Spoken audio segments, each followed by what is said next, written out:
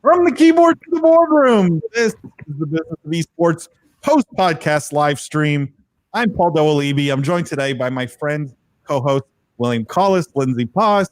For those of you who are new to the live stream, what we do here is we cover the stuff that didn't make it into the podcast. It's just as fun. It's just as important. It's maybe even more fun, actually. We get to interact with you guys. We get to do this live. We get to answer questions. We get to have everyone participate. It's a lot of fun. For those of you who maybe don't tune in every week, or maybe this is your first time, welcome. We do this every Wednesday night at 8:30 Eastern time, and so we welcome you back every Wednesday. Guys, how you guys doing? It's been a little while since we've had the three of us, I feel like. It's the Three Musketeers. I keep telling Lindsay, just come up with your nickname, and then you're like, I know. I can't think of anything good. It's so disappointing because P is a very easy letter. I still like Priestess. I was a big fan of that one, but Priestess? Yeah. I never even heard that one suggested. I don't remember. Oh, really? No. Are you not in the Google Doc that I have? No. I'm kidding. Of all my potential names, if you could start with those, that is a weird Google Doc. It's fine. It wouldn't be the first time. I don't know.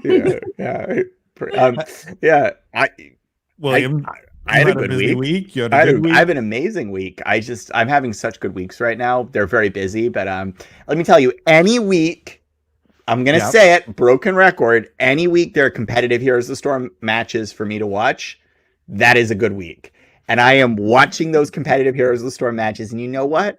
They don't even really count for very much. And I'm watching them. I like how this isn't about worlds or anything like that. No. There's a tear in my eye every time they play. Every time I see those boys and girls get out on that virtual battlefield, there's just little tears. It's like, why? They're not going to war. Because Paul, they believe in the game like I do. It's real love. It's like, and they know. They know it. In their heart of hearts, they know I'm there with them. That's right. Fair enough. Has anyone been watching League of Legends, or did anyone watch? Like, is this...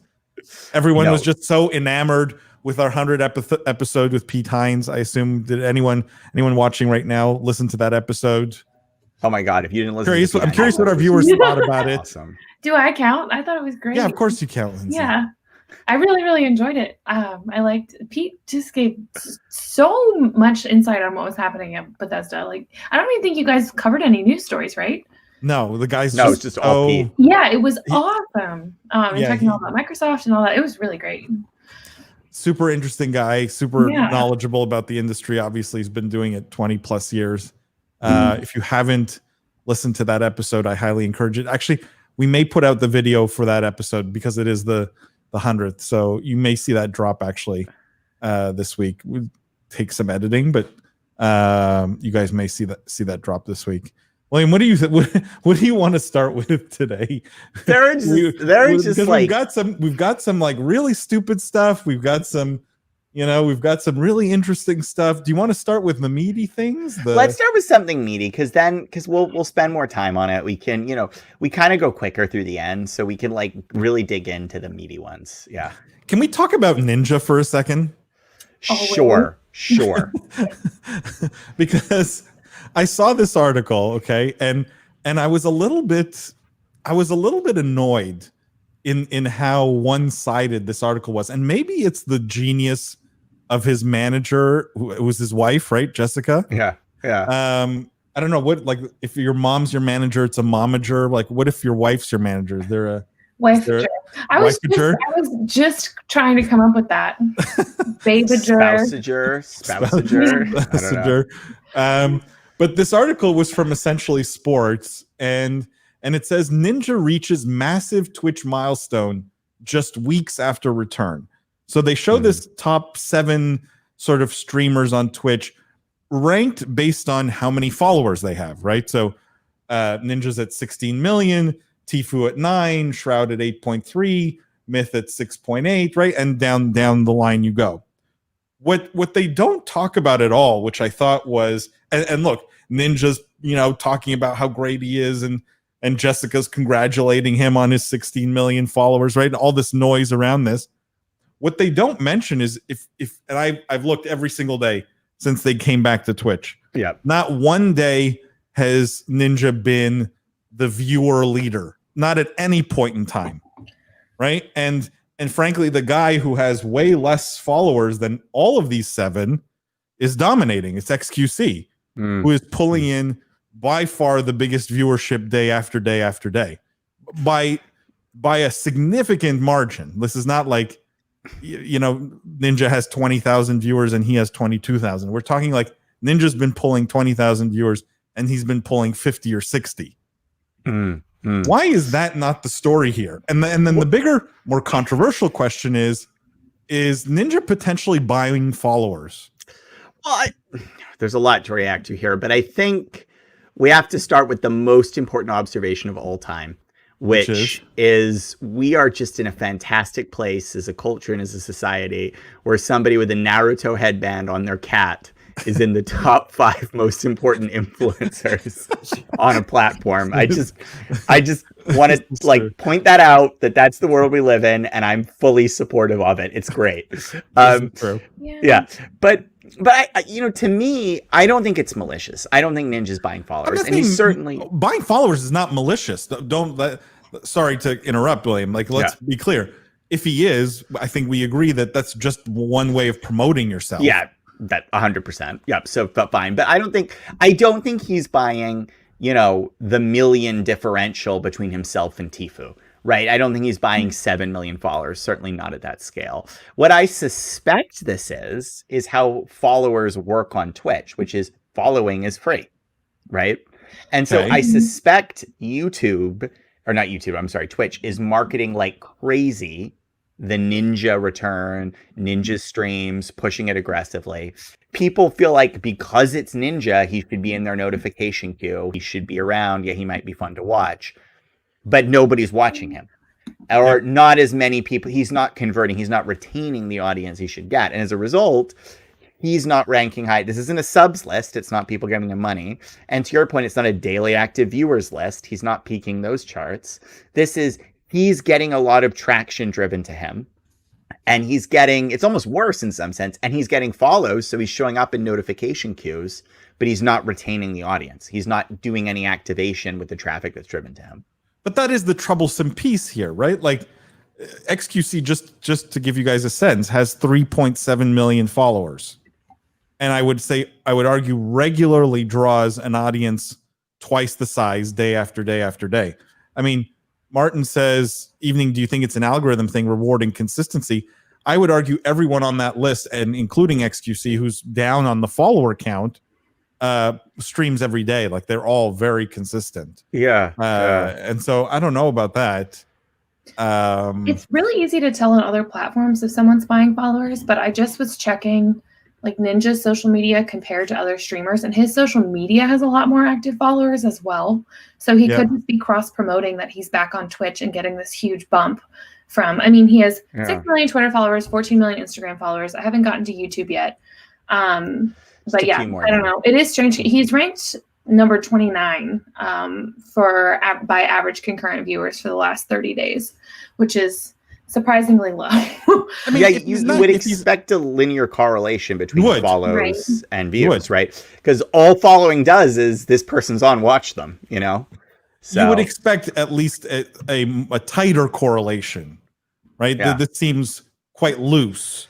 And the question is, has Ninja's fame sort of outgrown Twitch? And Twitch is sort of not the place where people care anymore about him. To further that point, Ninja has 24 million subscribers on YouTube and XQC has 1.1. So there's, I do think that following Ninja on Twitch is more of a social media type thing than it is they're interested in watching his games type thing. Yeah, but somebody, Chris of Coins, and our buddy Chris in the chat is saying, let's see how his new 150 like before. Let's see how his new sneaker fares before announcing. Ninja is dead or alive. Hold on, guys. Let's be clear. These are huge numbers, no matter what. Like, and he's still pulling 25,000 viewers every night. Like, still huge numbers. Yeah, so, the numbers are DOA. Yeah, like no one thinks Ninja's gone. A, but B, I think it's kind of. Maybe the tone of our comments is being misconstrued a little. I think it's more what Paul said. It's he's probably having trouble activating content on Twitch. It's more, though, I don't take that as there's a problem with Ninja. I take that as Ninja is sort of bigger than that platform now. Like, Ninja is just like, I hate to say it, but the example is like the sitcom actor who goes to movies, right? Like, at a certain point, you don't need the sitcom anymore, right? You're a film actor. And I don't really approve of that hierarchy and everything, but in principle, that's a good parallel. Like, and you wouldn't complain if I'm totally, what's a good example of someone like, Tina Fey comes back to 30 Rock and it's like, oh, she, doesn't get great viewership numbers. It's like, it's Tina Fey. Who cares? Like, I think this is a case of he's probably doing other things. He has other projects. And again, if these numbers were 3 viewers, we'd be having that discussion. He's putting up incredible viewership numbers. And I don't suspect this is his priority. Not like it's an XQC's priority, right? And at the end of the day, Twitch is for grinders. Like, let's be honest. The platform is set up to incent you to do more and only more of that platform. And Ninja is not that. He's a brand. He's other things. And so we shouldn't be surprised to see him weaker in what was originally his home platform because, bluntly, he's outgrown it. Kyrie says, what's your thoughts on the Fortnite scene? Kyrie, are you asking specifically esports or in general? Because the general piece we wanted to talk about in the context of or at least potentially touch on it in the context of the App Store. Like the numbers I saw are that, a lot of people were playing Fortnite on iOS, and Epic has been going through quite a bit of pain. Actually, I'll pull this up while I'm waiting for you to answer here. But gamers spent $11 billion in Apple's App Store in Q3. 11 billion in just this past quarter. And they talk about how much Fortnite represents of that and things like that. Fortnite is a huge number. I think 73 million people had Fortnite downloaded on their iOS device, something like that. 70 million plus people. Yeah. Like, you're talking about a huge amount of the player base was on iOS. So that's problematic for Fortnite. If we're talking about esports, I'm curious what you guys think. I have very strong feelings on this.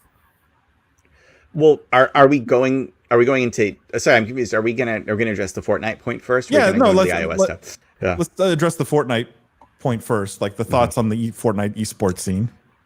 I mean, I believe. Be fair, William. Be fair. It's difficult for me personally because.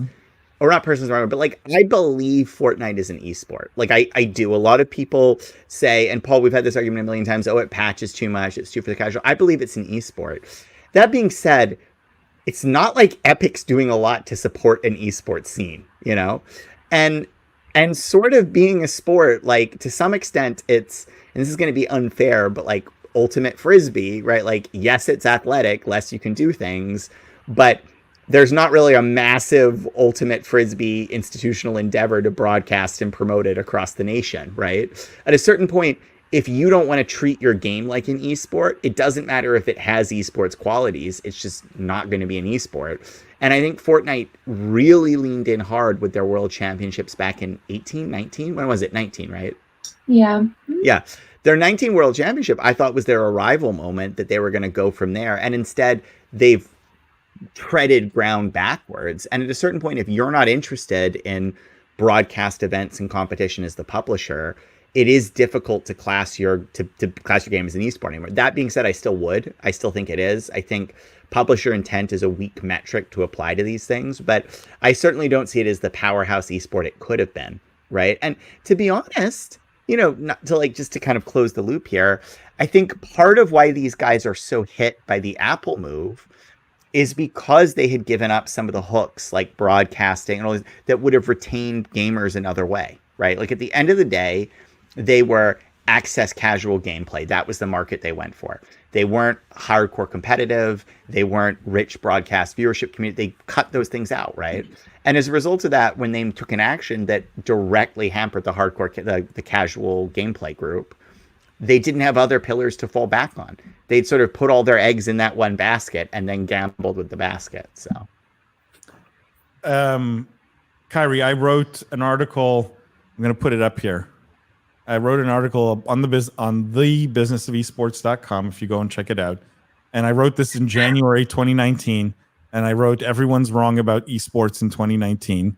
And one of the predictions I made is that everyone was saying Fortnite's going to dominate the esports scene in 2019. And I said this was completely wrong. And I laid out my reasons why. So I encourage you to go read those.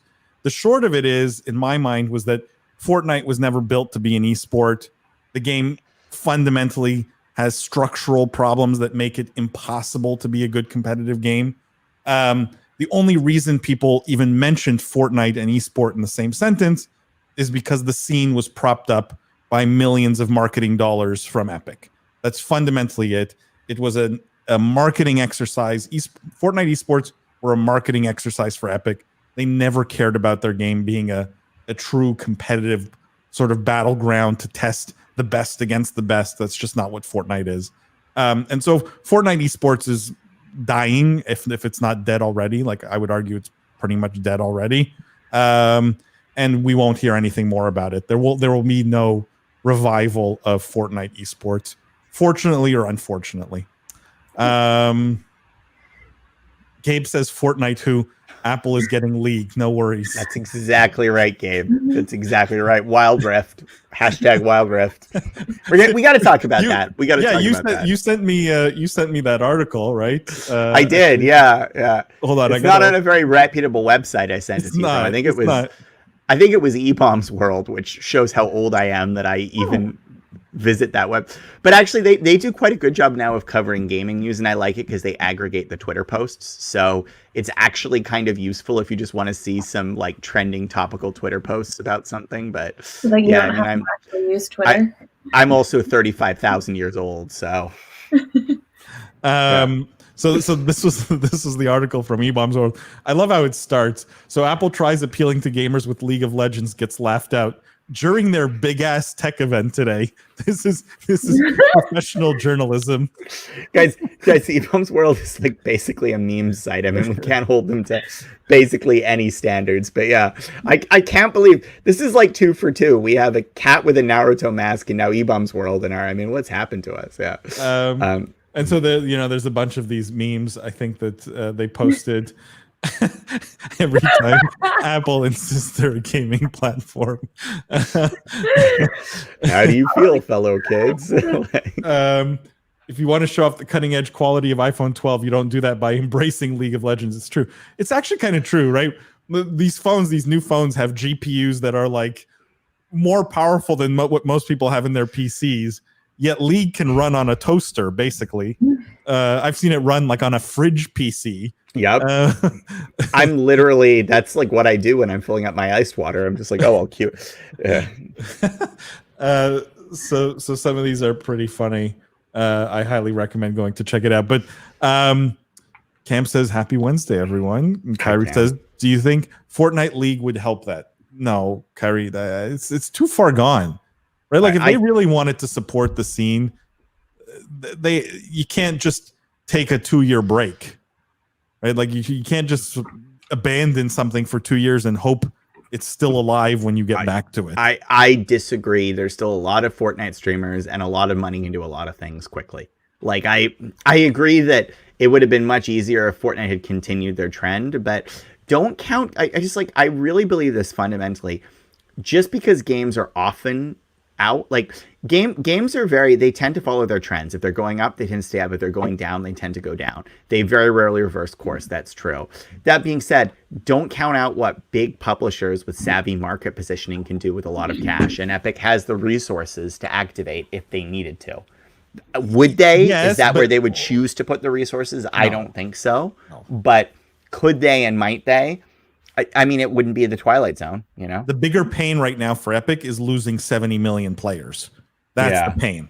No esports scene is going to bring back 70 million players, right? Yeah. So if they're going to put dollars somewhere, it's that. More and more, every day that passes like this, the more I feel like the Epic phone is going to be a thing. Oh no! I'm telling you, the more I see this pain happening, and the more they lose in the courts, which they continue to lose, I don't know. But let's do that. But I actually seriously want to talk about the Apple leak thing. Can we not, or is there more comments? Yes, let's just get to these comments 2 seconds, and then I'll throw it back to you, William. Here. Yeah. You guys saw the Fortnite stuff a long time ago. Yes, January 2019. Cam, thank you for pointing out my prophetic abilities. Kyrie says, couldn't you say Call of Duty esports scene is dying as well? I would say, Kyrie, it's not healthy. It's a sick patient, but it's not dying yet. It's not terminal. Call of Duty has a real chance of making it if Activision Blizzard wants to make it. Yeah.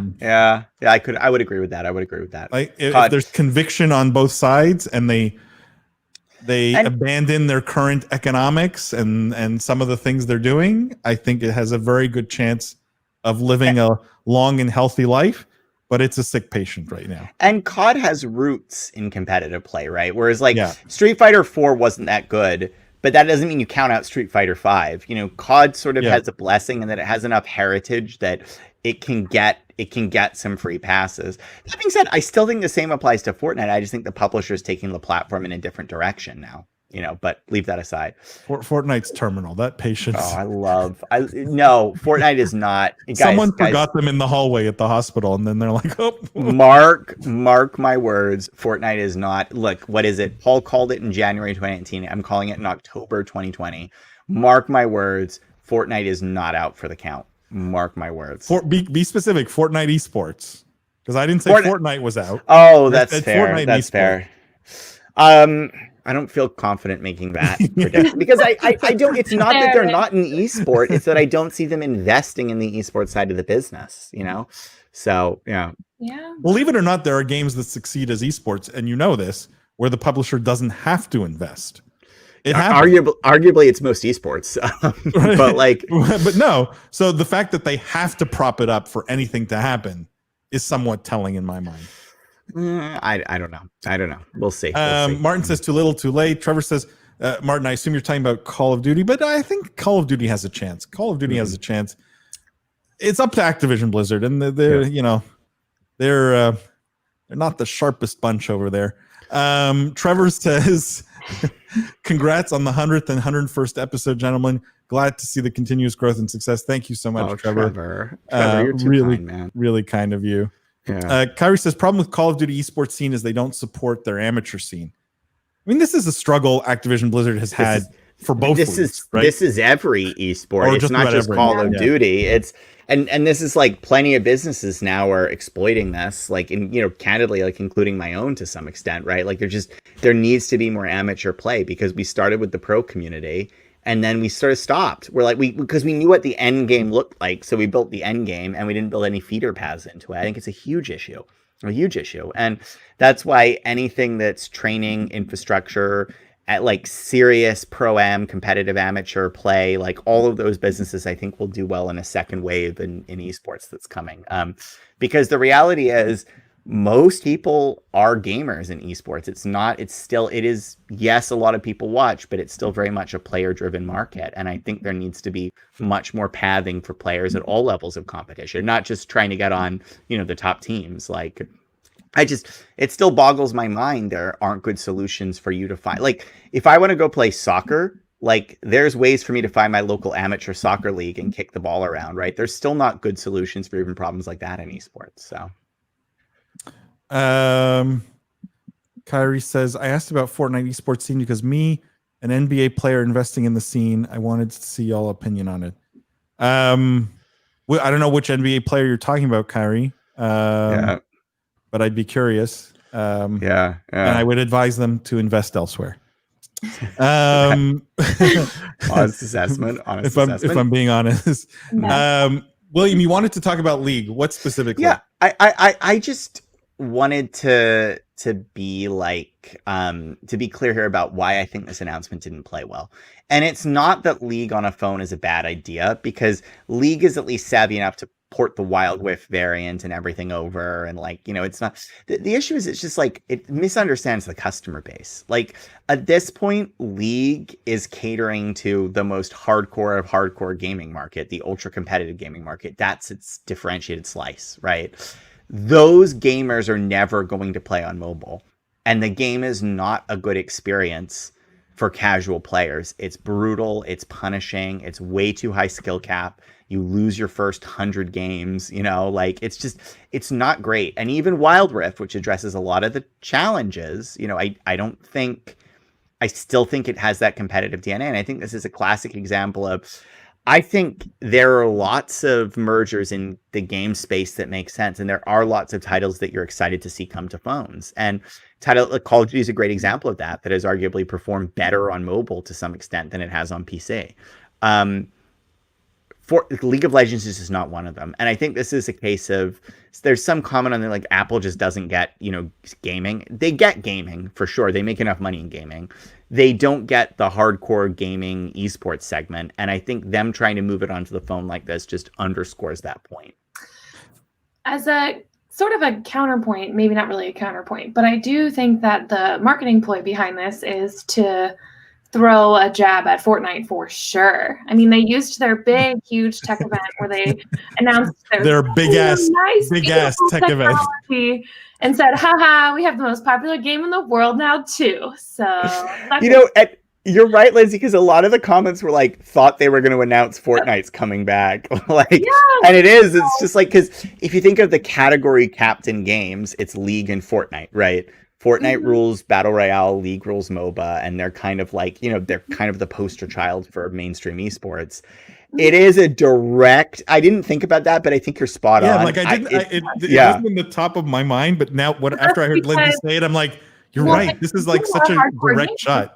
Yeah, you all are hardcore gamers. So when you see it, you think about it from the gaming perspective. But as a more casual gamer, I see it and I think, oh, Apple got the most popular game in the world. Yeah. On their phone. I know it. No, it's a direct. I actually have to interpret that announcement as a direct attack at Fortnite, because the positioning is just, and also the superlative language they used around League, which they really didn't need to do. Like they called it the best game ever made. I don't know if you saw that. Like, it's just, they don't like. You don't need to make statements like that with many of your and you don't typically do it unless you're sending a message. And this is the definition of the hitman smiling as he shovels the dirt into the grave, you know, it's almost creepy. Yeah. This makes me love Apple's sort of pushing back the bullying even more. Now that I heard Lindsay say this, I'm like, this makes me much happier all of a sudden, this announcement. I actually... Lindsay is so right. She's so right. Okay, that's what Lindsay should be. Lindsay, the predictor boss. How about that? I feel like I need to come up with some word that shows that I'm like the liaison to the outside world. Lindsay, the normal person boss. Sherpa. Yeah. Let's move on. Was there anything else on League, William, that you wanted to touch on? No, and I think one question before we move on, though. Yeah. If they had announced Heroes of the Storm on iOS, would this have changed your thinking at all around this announcement? Well, oddly, first of all, Lindsay's analysis was no longer apply, which I think is correct. Okay. But second of all, like actually, yeah, I'd like it more, because Heroes is a more casual MOBA, right?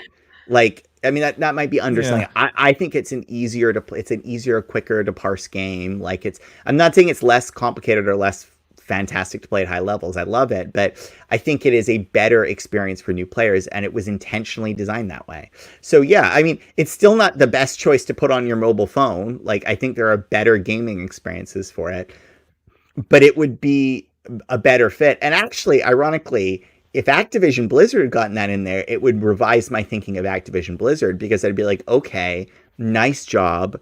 You've taken a property that struggled to find a differentiated voice on PC, and now you're reinvigorating it in mobile because that's smart. Because there is no MOBAs are not sold for mobile, right?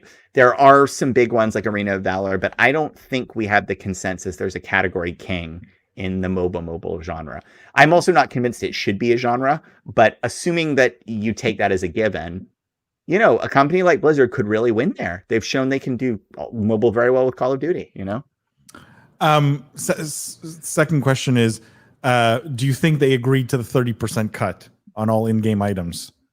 Because that would have been that if they did this, that's an interesting kind of piece of the Lindsay sort of dynamic there, right? They had to. I would think so. I would think so. Yeah. Right. And if Riot's okay with it, one of the largest unintended consequences that has gone completely under the radar now too is that Google is going to stop allowing third-party payments in September of 2021. So Epic brought it to attention. Hey, Apple's taking a 30% cut of everything digitally, while Google allows you to put in your own store or go through the Play Store. And rather than Apple saying, okay, we'll take up Google's line, Google said, okay, we'll take up Apple's line. So Epic has really done developers dirty with this. I feel. I did say would happen. I feel bad for Epic because obviously they didn't mean to do this, but they just took They just took a 30%. You know, they just lost 30% cuts of profits for all kinds of people now. Because don't feel bad. They have enough money and success. Yeah. I don't. Well, yeah, I don't think anyone at Epic is feeling. Well, that's not true. Yeah. I think they're probably pretty concerned because they have a massive drop in players, and you know, a tactical battle they chose to fight. Right? They didn't have to fight this. They chose to fight. Is not going their way. But I don't think for a minute the Epic folks are unhappy, and I guarantee you they still have Champagne Fridays. You know. Yeah. Kyrie says, I mean, true, but most of esports you try and invest in costs at least 10K or more to have a decent team. Yeah, maybe Fortnite's cheaper these days, but if it's cheaper, it's usually because like there's a reason for it. Yeah, unfortunately, it's generally the cost of operating rosters is a functionality of their roster. Like, it's very expensive to run an NBA team. I'm guessing it's pretty cheap to run a curling team, you know, like, I mean, I'm taking pot shots at curling. Yeah, right? I like curling. It's more fun to watch than basketball. Sorry, I love curling. That's them fighting words. Another one, like yeah. Something weird. Cam says I've got the big ass Biz Esports shirts in the works. Please. Cam, I'm waiting. We're gonna get them done. You and I. Cam, I have the licensing agreement right now. Like you're. Lindsay, the predictor / pop culture / things exist outside of games, guys. Pause. Martin, that just rolls off the tongue. Yeah. Actually, this one's better. Lindsay, the pragmatist. That is that's a really lot good. Better. That's a lot better. Chris, good with words there. Yeah. It takes what Martin says and just condenses it. It's fine. Guys, what do we want something a bit sillier? Or do we want something a bit more serious? We've got a bit of both this week. Let's do more serious because we're ending up. Do we stick with let's stick with Activision Blizzard here because you know, they're often a topic of discussion. This one, love them. This one was a big announcement, I would argue. They made a big deal out of it. Oh, this is a huge one. IBM signs deal with Overwatch League. And so the deal supposedly is it starts with the 2020 grand finals, which are done now. IBM becomes the official AI, cloud, and analytics partner of Overwatch League. And Overwatch League will use IBM's suite of analytics tools, including Watson AI and machine learning to process in-match data. Find new ways to showcase stats, improve the league's ranking systems, and create predictive analysis. So, interesting partnership. I'm curious what you guys make of this. This is a weird one for me because, like, Lindsay, go first, and then I want to react. Lindsay, go first. Let me hear you. I'll just mention there's no financial terms that were disclosed. We don't know how much IBM's paying to Overwatch League. I assume it's relatively substantial. But that's the thing that I'm a little confused maybe not. About is Lindsay, you. Well, but I want to hear what you have to say now. All right, well, my take is Okay, my take is this. Somehow that was okay to disclose the financials for YouTube when it was $100 million, right? True. So this has me suspicious about the way the payments are going, right? Because I don't understand why IBM wants this. Like, I understand why Overwatch might want to continue to attract more big name sponsors and partners for their league, because the single best thing the Overwatch League has done is recruit arguably the best sponsorship group in esports to back and partnership network in esports to back the game. Other than TeamSpeak, I'm sorry, but other than TeamSpeak, like, they are a straight up list of gold tier partners. Yep. And they're the sort of partners that make sense in the context of their sports ownership. Like, they're partners that don't feel out of place in a MasterCard ad, which is an incredible thing to say for esports legitimacy. So I get why the league wants it. I just don't get why IBM would want it, unless, very bluntly, it's more the marketing piece and the exposure and the aging down the brand. Because let's be honest, when I think of IBM, I don't think of esports. I think of like 65-year-old executives in blue suits telling me about, like, you know, optimizing my supply network, right? I wonder if it's not just a simple branded play, right? I don't know. I really don't know. Can I give you guys some context that maybe you guys don't have, or maybe our viewers don't have? So my very first job out of university was at IBM. I didn't last very long there, but recently the CEO of the company actually publicly said that they're thinking of essentially splitting the company in two, and so all of the old businesses will go in one corner. So mainframes and, all the old stuff. And then all the new stuff like cloud and AI and Watson and all this will be its own new company. Mm-hmm. Or that will be IBM and the other one will be its own new company, right? So they're thinking of splitting this huge company into two, call it cool and much less cool, which, William, to your point, in that context, maybe sounds like a reason, right? This very strongly feels to me like a brand deal, right? This very strongly feels to me like a brand driven deal. And that's why I also think the financial terms are not disclosed, because I think, like, I suspect that the IBM didn't pay a lot for I suspect that because it's a brand money deal, didn't really change hands. Yeah, money didn't really change hands. Either money didn't really change hands, or the flow was the wrong way.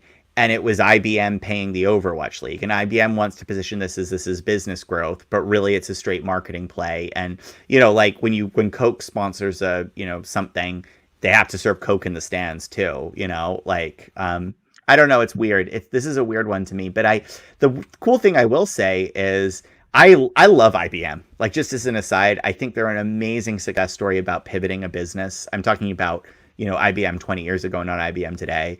I think they're a gold standard for how you miss an opportunity, aka operating systems, and still totally save and build a tier 1 business. And I love reinvention by them. And I have long felt that they were a Jekyll and Hyde company, and that they had many Jekyll and Hyde. So they had Jekyll and Hyde and Steven. Like, they had 30 different businesses in there that were really only agglomerated because IBM had sprawled to try to find markets, and more of them had worked than not. And I hope this is the start of us getting an I and a B and an M businesses, and break out, and fingers crossed, because I like that. That was what I saw it as. So IBM is notorious for kind of sticking its fingers in anything that it can or anywhere and thinks that it might be useful, which is good. They've done a lot of really cool projects with blockchain, which is something unexpected. So I like that they try to incorporate themselves into all kinds of new technologies. I think that's pretty cool. I see this, if they paid to do it, as a move to kind of test out what the capabilities are with their AI technology in Watson and how it fits into gaming, as kind of like a way to figure out what that's going to look like and hopefully get it on the ground floor.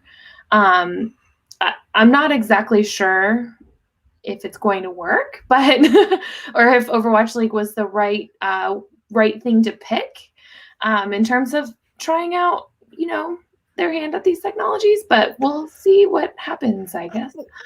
I just credit to Activision. Honestly, the person I want to hire is the person in charge of partnerships for Overwatch League, because they are legit. I want to call them Jesus. They're miracle workers. I want to give them. I want to MacGyver them. I want to be okay, you have 3 sticks of gum, a plane ticket to the Algiers, and an Xbox 360 controller. Bring me $100 million Pepsi contract, and they'd be like, well, I will need the plane ticket to Algiers.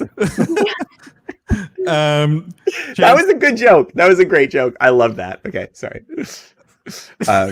Yeah, I'm just laughing at my own joke. That was really good joke. Good job. Stop it. Chance giving us the eyes. I don't know, Chance. Overwatch is fire. Well, less so these days. I really love, honestly, with y'all, but we love having you here too, Kyrie. Look, can I just give you my take on this Overwatch IBM thing? And it's but I want to roll it to the other Overwatch news in a second. I think that's context we need to get in here. Yeah. But I see this. So I'm not debating that IBM's looking at this, trying to refresh their brand, right? No question. Yeah. I think where I extend this though, and I maybe draw a pretty far conclusion, is it's yet another sign Overwatch League is effectively dead. And I'll tell you why. Because whoever sold this, right, walks on water. Whoever that person is who sold this deal, if money changed hands, even if it didn't change hands, right, to get IBM to come to the table and say, we're going to bring Watson, and with Overwatch League, who arguably their demographic is probably not the Watson customer, right?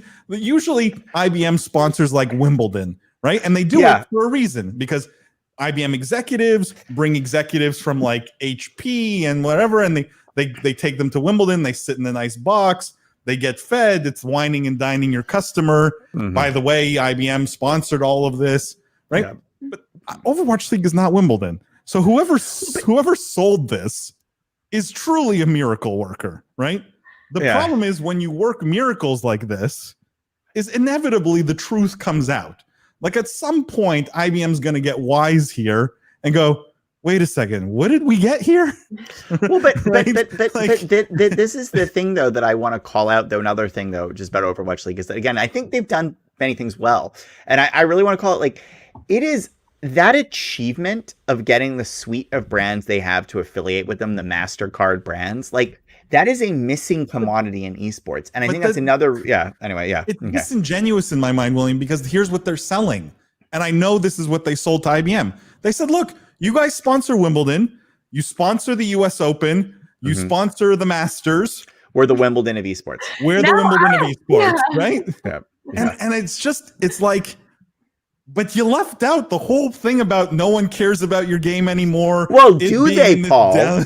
Do they? Because next article, because I might argue that that's changing. It is changing. And actually, it's Cam who did the segue for us, which was he's been seeing a ton of hype on Twitter from people involved about next year's Overwatch League season. I do hope they can get a good thing going next year. I just want to read some of these others, and then I'm going to get back to Cam's and our segue here, okay? Lauren says 3 sticks of gum. See, such great. Martin says dumpster fire, more yes, but they sold a dumpster fire, right? If you can sell a dumpster fire, you are a great salesperson. Yeah. Kyrie says Overwatch been dead for a while. It has, and Lauren agrees. Chris says about as impactful as David Beckham shilling esports. Yes. So this is what bothered me about this, right? Now, the connected story here is Overwatch League's grand finals, okay? And what happened was, I'm actually just going to pull it up because I didn't have it up here. What happened was they published this one page kind of infographic, I think you call it, an infographic that said, we broke every record, right? This was the greatest Overwatch League grand finals ever. And hold on, I'm gonna pull it up here. Sorry, guys. Paul, do you want to give me the trombone for yourself? Because you're Why? Because I'm doing all the work here. Because you got it. Yeah, because Paul's running now. Lindsay, we can fill the segue. We can fill the segue with more news. What else can we chat about? I was waiting to see what the end of that sentence was, and more news is not what I was anticipating. Okay, hold on. So I got it now. I got it. Okay. So Cam, I think one of the comments Cam was pointing to was this one from @Gratson, and he's one of the guys involved with Toronto's esports team. Probably, if you want real delusion around Overwatch League, this is who you follow. And so he says the Overwatch League will cement its place as the preeminent esports league within the next 3 years. The team that has been assembled here across Blizzard, the staff that runs the show, and the amazing group of owners and players is really second to none. Obviously, he got a lot of backlash, right? Lots of like this. Right? For people who listen to the audio version, it's like a Nicolas Cage meme. So, and a lot of backlash. And in fact, someone who chimed in, a pretty heavy hitter in the space, was Richard Lewis, right? And Richard Lewis pointed to the infographic here that guy from Toronto was sort of referencing, and this is what the Overwatch League produced themselves. So they essentially paid for this article to say, our viewership's up 38% year over year. It's the record everywhere. China plus 260%. Digital. It's the most watched Overwatch League match ever. Actually, very good infographic to their credit. Really nicely done. So they publish this, right? Yeah. And Richard Lewis points out, well, weird, because if we look at last year's numbers, actual numbers, right? And you see sort of, if you look at hours to watch and average viewers, just where I'm sort of circling here, right? 2 million, 137K, 1.75 million, 153K. So let's just look at the finals, right? Which was 2 million hours watched, 137,000 average viewers. And then you flip over to this year, 937,000 hours watched, 97,000 average viewers. Literally half. This is a much different story. And if you go across the board, some of these numbers like day 2, where you barely hit barely hit 90K. And you should say, where's he getting this from? Is that Stream Hatchet? I'm just wondering. I think it's a Stream Hatchet poll, right? I think so. I don't know. Yeah.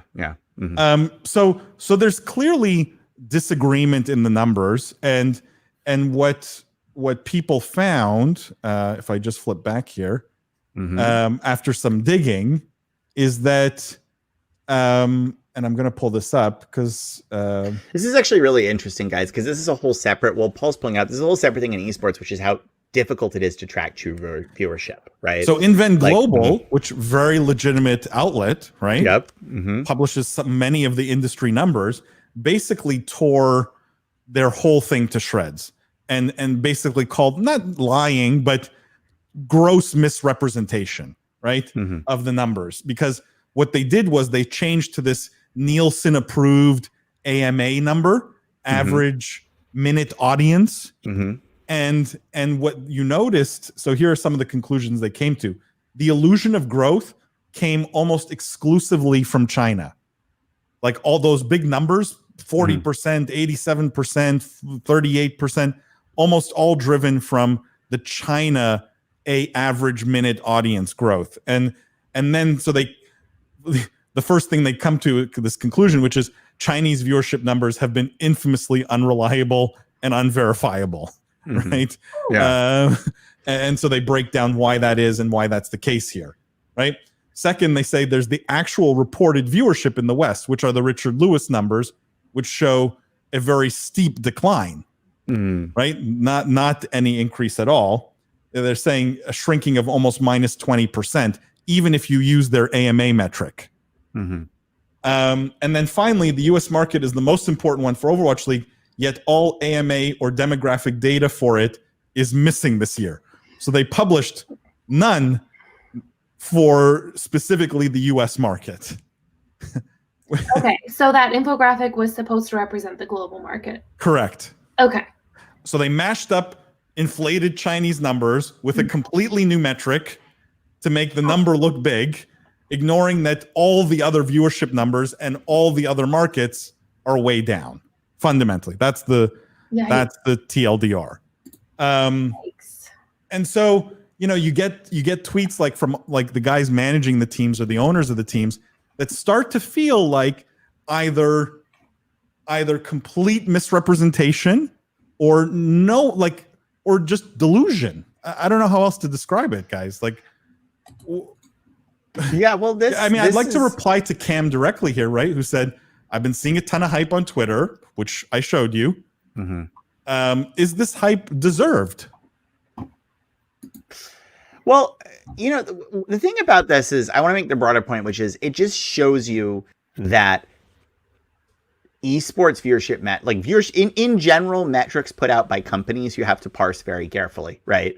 Because trust me, I've been at companies, I can tell you, you cut the data all the ways and you find the best way, and that's the one you report. And that's just sort of business, right? You tell your strong stories and you sort of de-emphasize your weaker. So, you know, I don't necessarily think there's anything wrong with Activision Blizzard presenting emphasizing the positive elements of growth in the league. And by the way, I could, and I hope that this is real growth, because I have long said that the Overwatch League has so much investment and support behind it. It needs to work for the industry to continue to grow at the pace it's growing at, right? So I hope these numbers are real. The thing that I do think resonates is that the US audience is shrinking, and this is primarily a US based play. And that is regardless of holding everything else constant. And I'm inclined to give Activision Blizzard the benefit of the doubt, and more importantly, give Nielsen the benefit of the doubt. And AMA is a good metric, guys. If you don't know why we switched over to AMA, because it's a weird number, we switched over to AMA because all the embedding that was happening, where people would pay for streams to auto start in the headers or footers of web pages and jack up the number of views.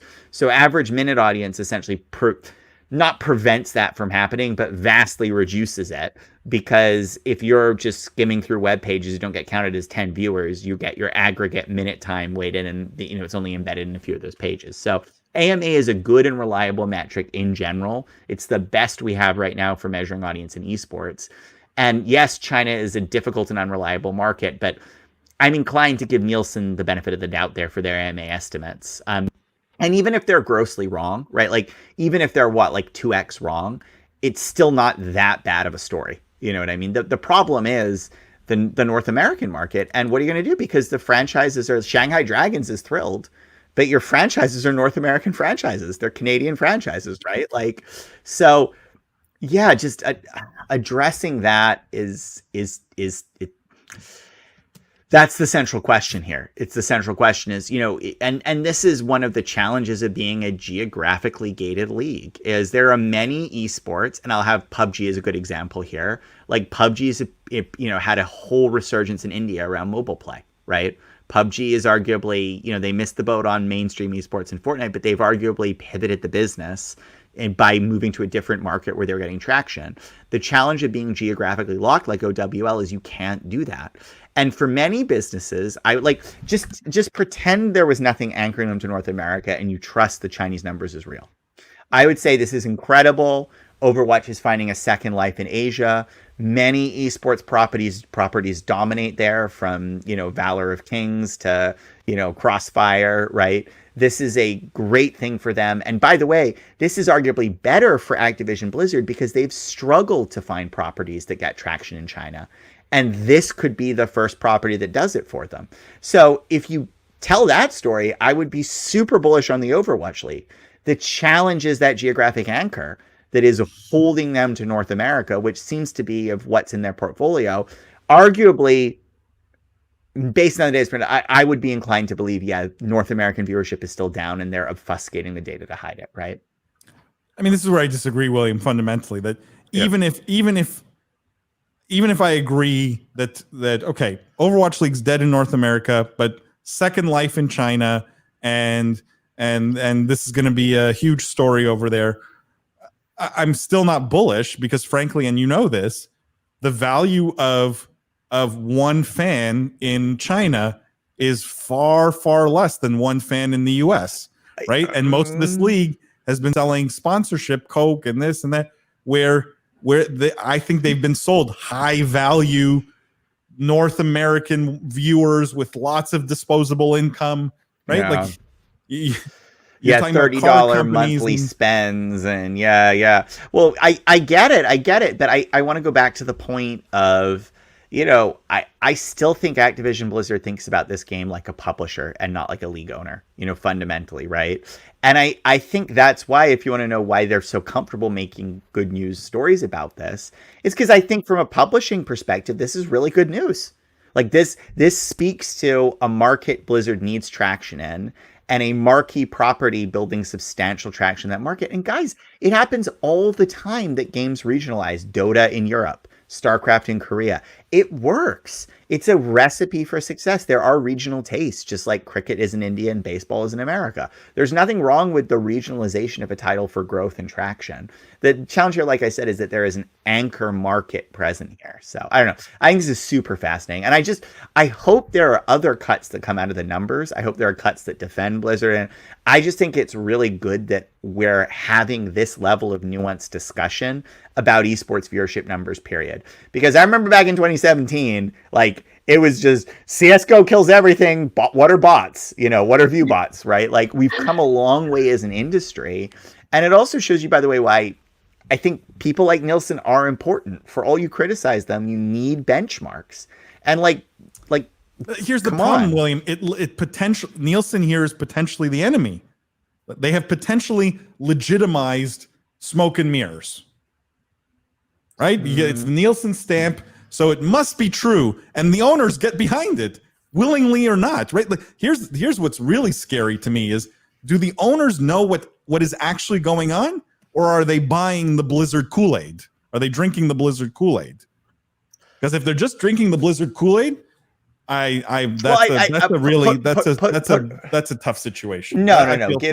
Give more credit, because put it better way, Paul. Like, let's say they believe it or they don't believe it. I think you act the same way, because if you believe it, you're going to go out and do it. And if you don't believe it, you're going to recognize that righting the ship in the league starts with good news and momentum. And look at Martin's comment of, I'm seeing great comments on Twitter and enthusiasm. Like, if you're going to relaunch and upgrade a marquee property, like, it starts with getting everybody on the boat to believe in rah the property, This is where I also disagree, right? I wouldn't be caught dead putting out the tweets that Adam Adamo was putting out. Wouldn't be caught dead, because my reputation on the line, right? And to just drink the Kool-Aid, I would rather, again, and I've said this many times before, these guys come out and say, look, and it's in the article, it's okay to have a down year. Hey guys, we had a down year. It's been tough, but here's what we're doing to right the ship.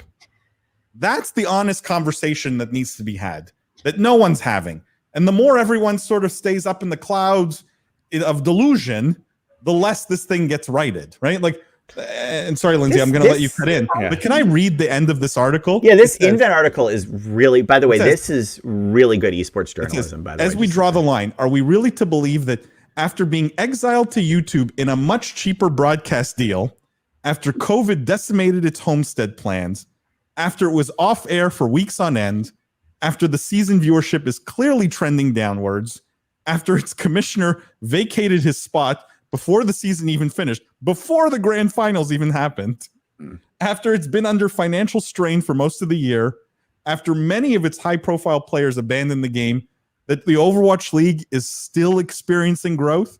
Is this believable? That's exactly Lindsay. The point that I was going to make. So looking at this from a marketing perspective, it really bugs me that Activision Blizzard is kind of refusing to adapt to the marketing style that I think a hardcore gamer audience would appreciate far more. They're taking a very traditional approach and painting these big pictures, which are very attractive to investors and older people in the audience. But if you look at that tweet that you put up, that was, he was so excited about next year. And then all of the comments are memes and jokes making fun of that exact tweet. They're not finding a way to connect with the audiences they want to connect with in North America to actually build the brand. And if they are connecting in China, that's great, but it's tethered to North America and you have all these massive sponsorships and now you have IBM on board and it doesn't really matter. So every time we pull up a story about Overwatch, I find myself just getting sad at sort of the lack of innovation, the lack of care that's put into building the audience that they want to build, and the really obvious old school style marketing tactics that they just continue to use. Yep. I can't figure out why they haven't updated that part of it, because it's only continuing to shoot themselves in the foot when they have things like this happen. I don't think gaming audiences appreciate obfuscated numbers or bright stories and pictures that are just smoke and mirrors. I don't think that the average viewer likes that. Can I give you a theory, though, to answer that, though?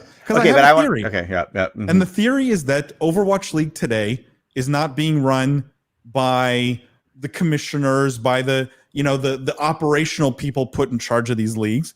It's being run by the people who are keeping it alive. This is a league being run by their sales and marketing people, fundamentally, right? Because they're generating all the dollars, and as long as they're generating all the dollars, they have all the power, and all they care about is putting out a narrative. We're the Wimbledon of esports. We're growing so great, right? And that's what lets them land an IBM and so as long as they keep putting out this narrative that they want to control, everything's fine in their world. They couldn't care less if the rest is crumbling underneath. William, sorry, what were you going to say? Well, I was going to say this goes back to kind of the Pete Hines point from the last podcast, right? Which is, when we asked him about marketing to gamers, and he's like, be very authentic, right? I never feel like I try to sell. I just describe the product, and I hope that if I want to play it, other people want to play it too. And, it does sort of speak that recently, I don't know if that marketing style is held for Bethesda, but it's generally true that in gaming, and particularly, you deal with a very educated audience. Like, your consumers can know a ton about the products, the competitive samples. They consume a lot of media. They are engaging a lot beyond your properties. This isn't like, when I go shopping for, what's a good example? Premium ice cream, where I'm like, oh, that's a pretty label. I've never heard of that brand, but peach mango sounds great. I'm not going to the ice cream blog and check, and I haven't tasted every ice cream. You know what I mean? So it is true that these sorts marketing tactics that tend to be more what I would call salesy don't play well to the audience that we're in here. And I do think it's probably fair to characterize the Overwatch League, and particularly this announcement, as very salesy, right? This is the sort of thing you do, you salesy put out an announcement. Salesy or delusional? No, you put out an announcement like this when you need to control a narrative. Because if the viewership numbers naturally fell where they wanted to fall, the answer is the story writes itself. Wait and see. Esports Observer would have written about it. Yeah, right? exactly. As they always do, typically for any big event. They put this out there before anyone even talked about numbers. They wanted to make sure they were controlling there. Chris says China, yeah, that's right, yeah. Martin says, when I used to work in media for an ad agency, that was pretty common practice to find the only metrics that are positive and focus on them. Oh yeah, I encourage anyone to go check out that Invent Global, because even the positive metrics, they poke significant holes in. The Invent Global piece, guys, I mean it. I don't often talk about games journalism being very good, and that's not necessarily a jab at games journalism. Just maybe I don't know. But world is on the cutting edge. This is a really well-written, well-reasoned article that is very persuasively written. It's actually a great example of good writing about gaming. Cam says, I was speaking more about the staff involved with the teams. Yeah, exactly. Well, I showed you one of the staff who was involved with the teams. Yeah, I thought the stats were a bit phony. So do I. Martin says, makes sense, but it's very transparent for anyone who actually looks into it and realizes it's smoke and mirrors. I hope that's the actual narrative that makes it to people's brains. Unfortunately, their sales and marketing it's really good. Sales and marketing works. It works, dude. And there's lots of their owners are drinking the Kool-Aid. Is it working for building an audience, though, and getting this to take off? No. Or is it working for getting more and more sponsorships? This is why I think the IBM thing. They could have MasterCard announced something super cool. It didn't go well, but here's what we learned during coronavirus, and this is how we're gonna make it better. And look out, 2020. And instead, it's just this infographic with a whole bunch of numbers that don't make any sense. It's come on, give me something to believe in. Everything is fine. I want to. Just announce, and I'm just gonna say fine. There is nothing to worry about. The Lego movie. It's the Lego movie. Everything is awesome. Everything is cool when you're part of a team. Chris, I think you were saying that it was from esports charts. Those charts. I think you might be right. Yeah, I was asking the data sources, and it's esports charts. That's right. Yeah, I recognize that. Business of Esports charts podcast. I would love that. That'd be good. We should talk to those guys. Yeah. Cam said, speaking of viewership numbers, I've never believed YouTube numbers. I mean, there's always some amount of like inflation or buying views or things like that goes in.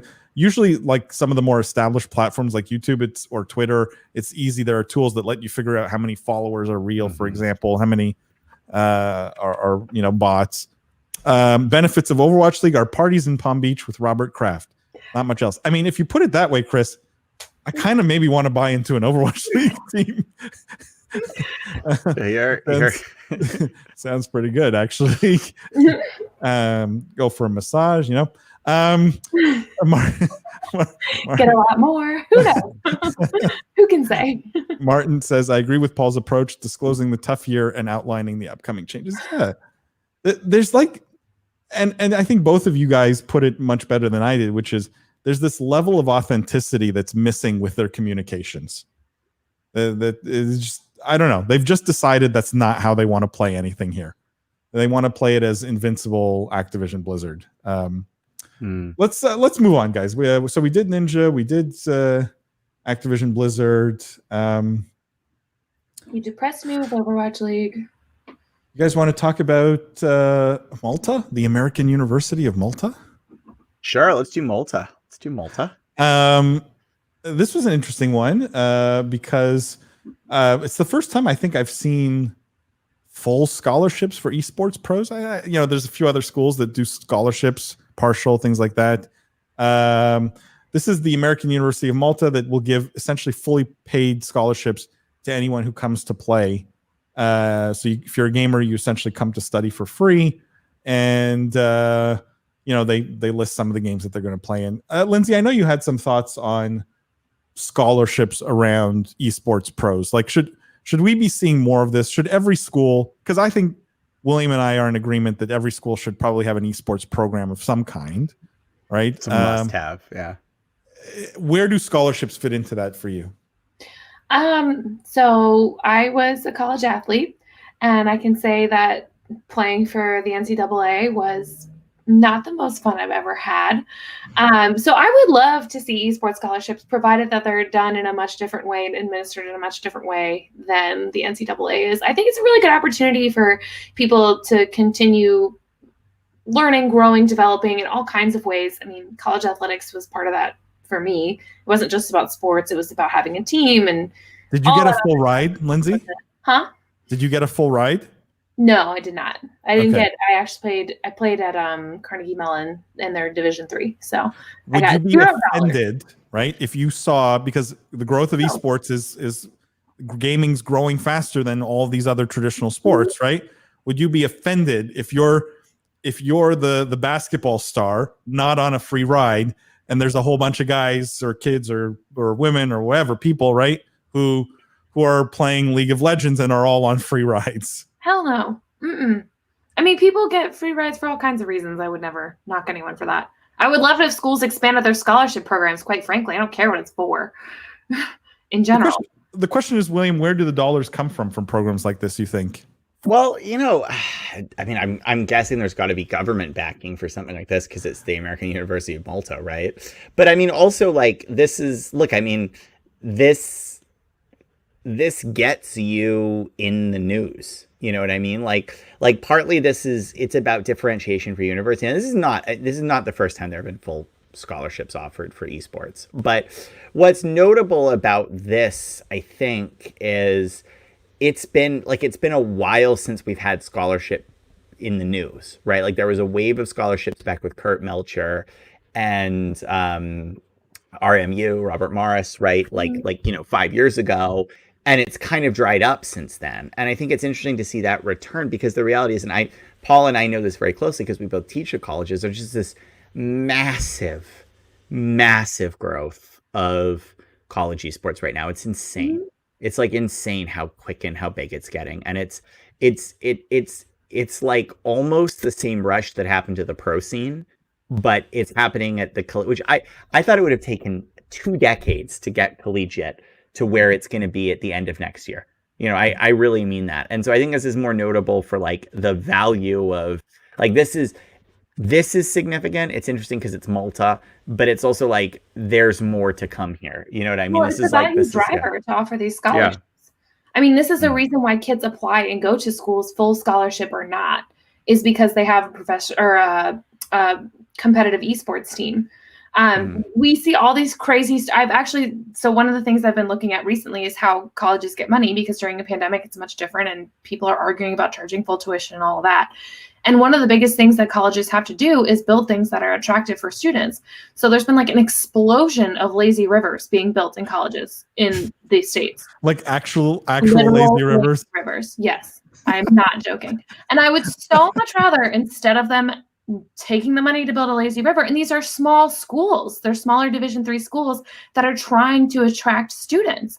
I would much rather them offer esports scholarship opportunities, full, partial, half, whatever, and attract students that way than a damn lazy river. So William, admit it, you spent all your time at Harvard on the lazy river, right? Yeah, exactly. That's legitimately the only Paul. That's why I have a green screen background, because this is filmed on the lazy river. Like, you're really in a tube right now.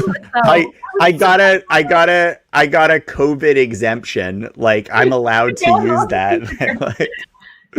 They're like, how ridiculous it is, though. Like, that's how schools are attracting students, is these stupid. I've never actually heard of schools building lazy rivers. I think it's hilarious. It is, and it's so dumb and sad that that's what they have to do to get people to apply to their schools. I'd so much rather them have scholarships for esports and attract a whole variety of students who might actually do something for the university. I see your point, Lindsay, which is more like they should be diverting funds from much dumber things to this, not worry so much about raising funds because the funds are there. Things like the reason why lazy rivers are built is because then people will come and pay tuition to go to that school. I would rather see people come and pay tuition to go to a school to try to work into getting an esports scholarship, because, I mean, so many people do that for college athletics as it is, and a whole bunch of other things. We had people go to our school because of how good some of the esports teams were. We had people that wanted to go pro and knew that we had a great League of Legends club. I mean, I thought you were going to say for the lazy river. How is the Carnegie Mellon lazy river?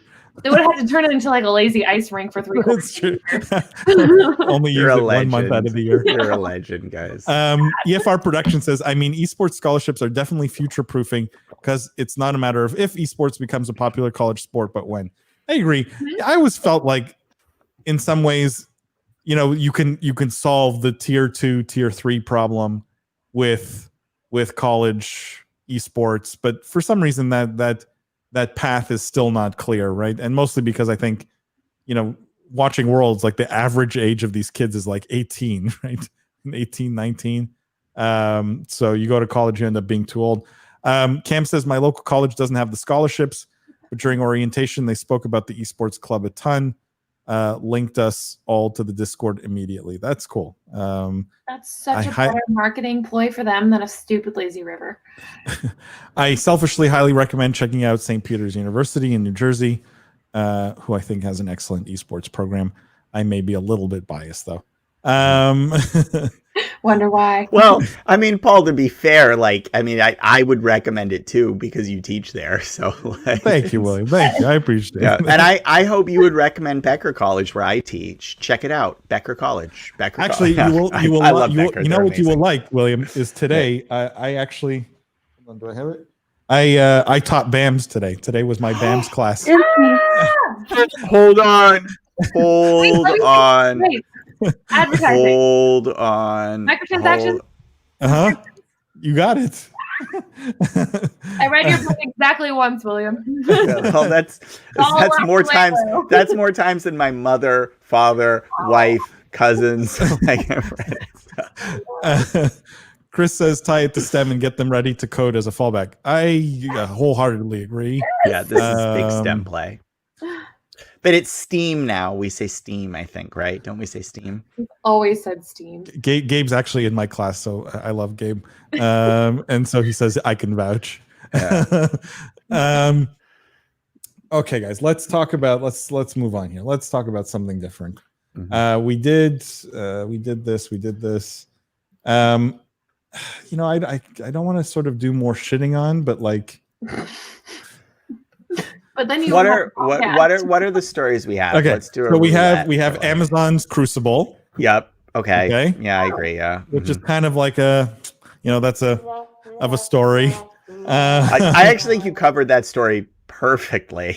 That's okay, so the story. here we go. Here's the story. Amazon's Crucible has been canceled. End of story. Nicely done. Look.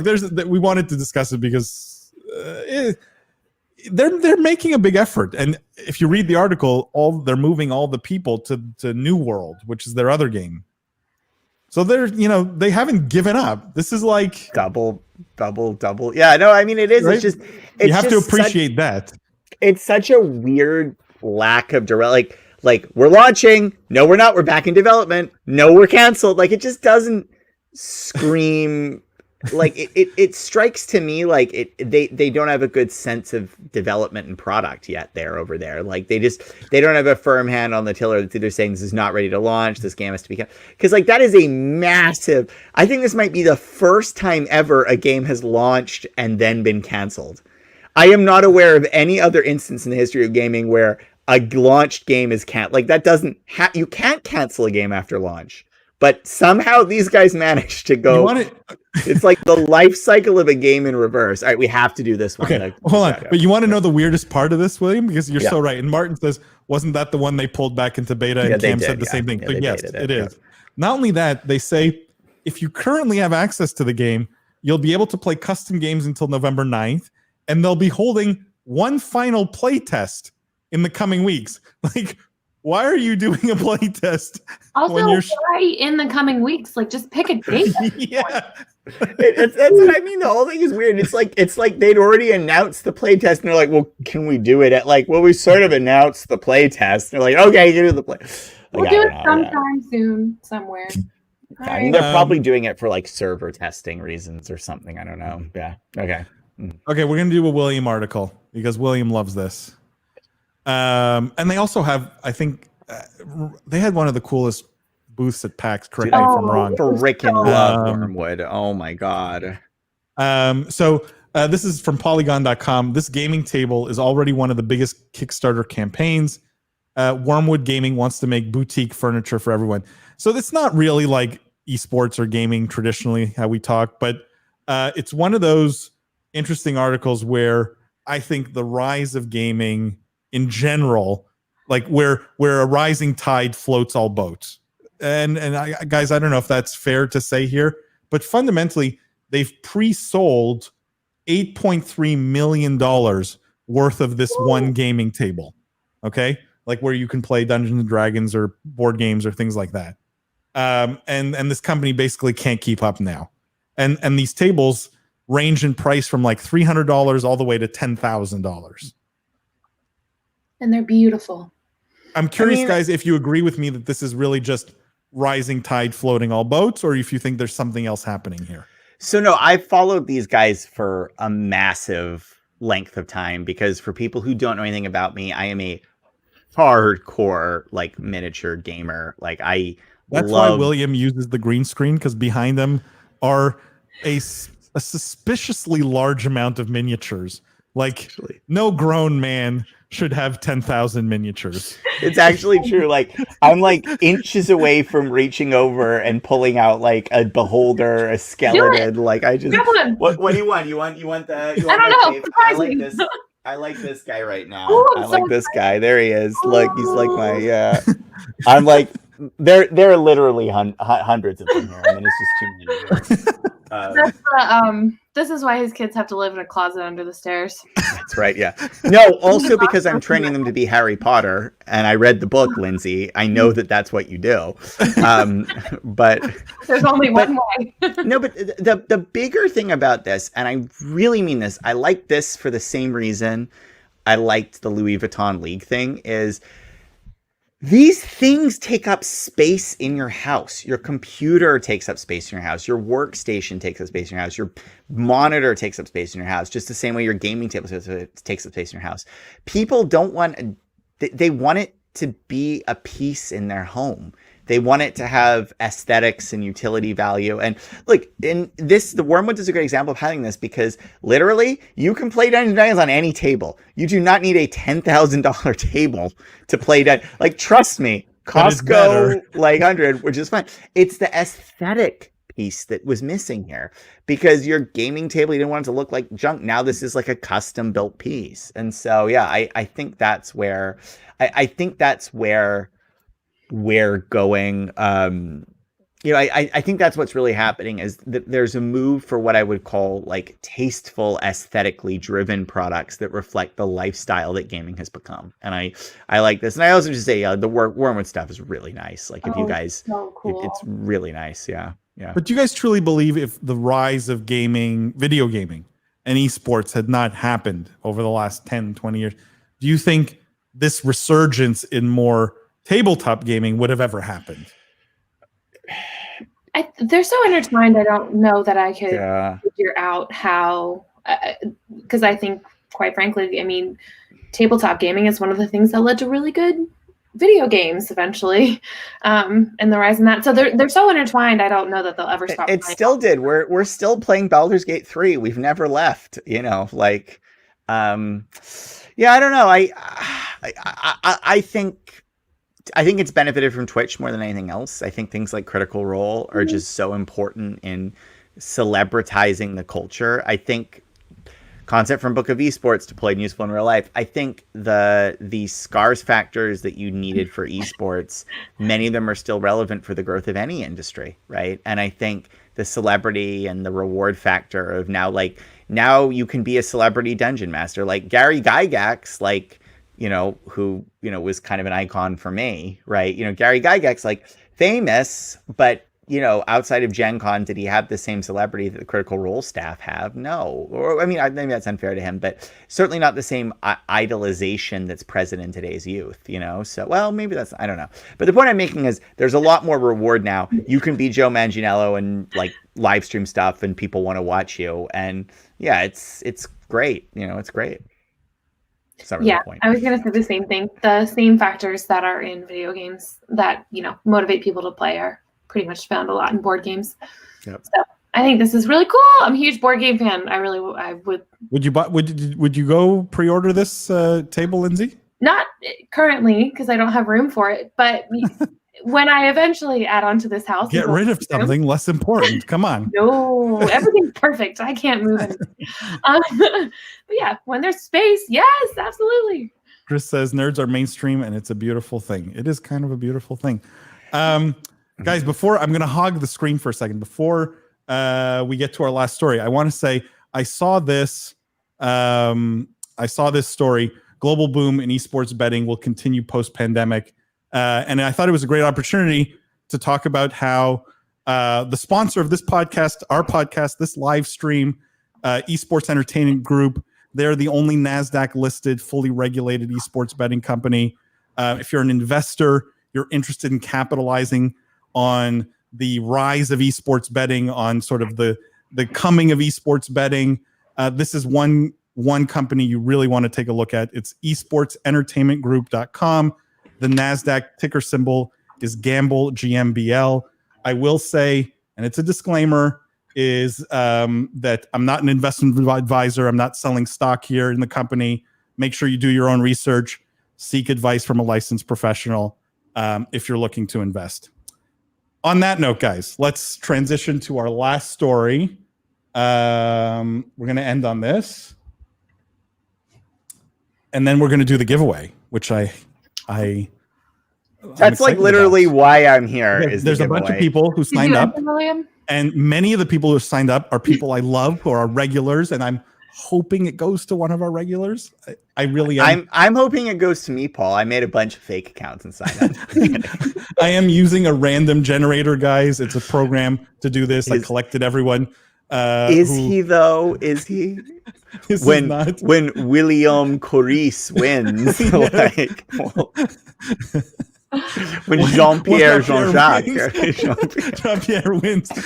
Wait a second. Why are there 65 entries from Jean-Pierre? No, let's talk about. Let's end on Jean-Pierre background. Unless we get more requests, let's end on 100 Thieves. Okay. Oh yeah, let's 100 Thieves. That's a great one. Okay. War. Mm-hmm. And this one, this is a good story. It's a good story, and it got me into a bit of a Twitter war, and so those are always fun stories. But this is from ESPN.com. 100 Thieves to no longer field CS:GO roster, and without going through the story, it was actually Nadeshot who came out and put a video on his Twitter feed, basically explaining why. And I'll give you guys the context. The reasons he gave are COVID was sort of hampering their entire business, right? Negatively.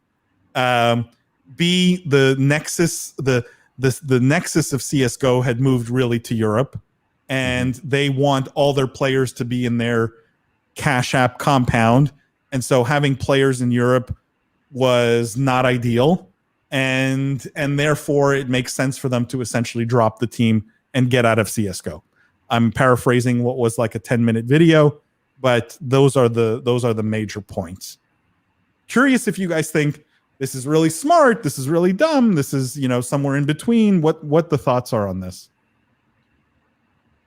William, I wonder how much of this is driven by Valorant, just very bluntly. Yeah. like my question is, because I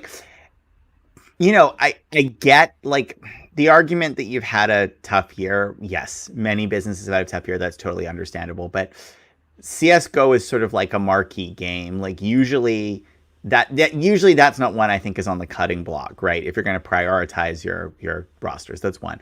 And two, this whole idea of, well, we want all our guys in the Cash App compound, that makes sense. I'm sympathetic to that. At the same time, I sort of look at it the other way, which is if you built a business strategy around needing a Cash App compound, and that doesn't let you have CS:GO, isn't that aren't you solving the wrong problem? Don't you need a way to have CS:GO? So my take on this is I suspect it's driven more by the fact that CS:GO is insanely expensive to compete in, insanely expensive, right? And its market share is really being threatened by many games right now, many games. Valorant, Call of Duty, Rainbow Six Siege, right? If you rewind time for 3 years, none of those games were in, or maybe you could argue, but many of those games were not in their current prime, right? The birth and resurgence or the rapid growth in Siege, the new launch of Call of Duty, and the success it's found with battle royales, right? The launch of Valorant, none of those things were there. CS:GO was alone on a mountaintop, right? Now look at how quickly that genre has filled up with excellent games with credible claims to the crown.